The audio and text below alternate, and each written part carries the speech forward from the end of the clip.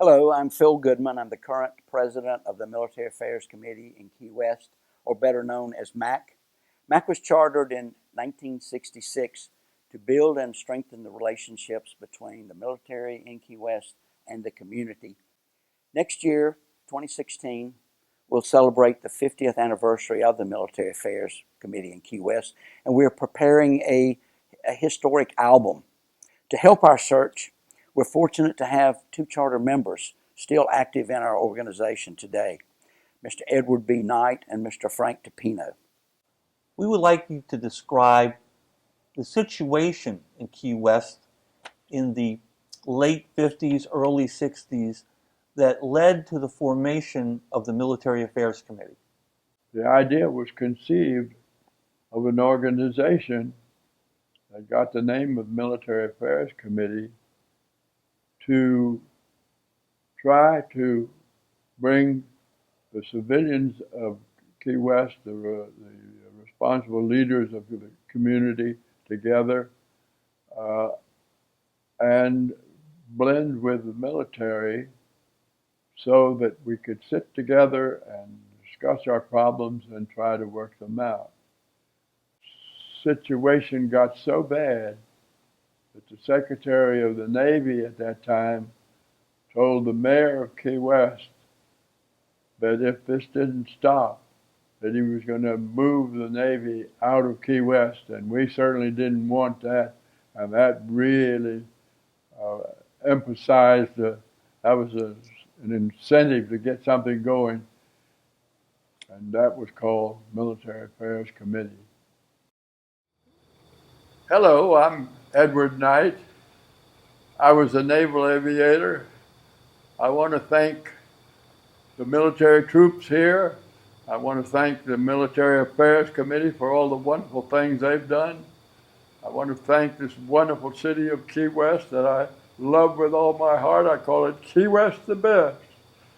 May the best part of their past life be the worst part of their future. You know, the real value, Mr. Toppino, of the military in Key West, was it readily recognized soon after the Military Affairs Committee was formed, or did this take some time? It took a bit of time.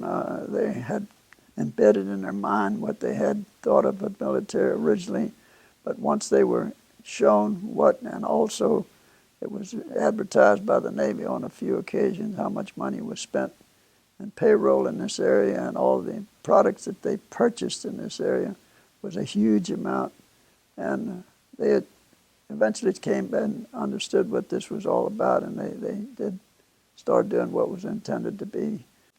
Could you highlight some of your memories of the most fun times or most interesting times you had with the MAC over the last 50 years? Yes, many of them, and I'll try to single out ones that probably stand out. One of our first trips was from here to Cape Canaveral. We also went to down to Guantanamo Bay, which was another very memorable trip.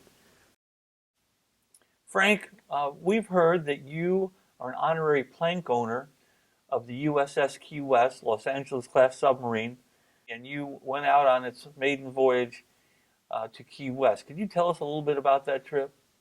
Okay, so once we were on there for about 45 minutes or so, we were each asked do we want to steer the submarine?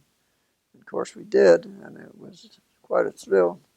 We were there. We spent 3 nights on board the submarine, which was all very interesting. And well, I thank you, and I tell you, I feel just as honored to be in this club. I feel that I can play a small role, and I'll do it every chance I get. But the main thing is that we all can meet together and discuss whatever things that would be of concern, and we're right there to support one another, and that's why I belong, and that's why I'll always be here.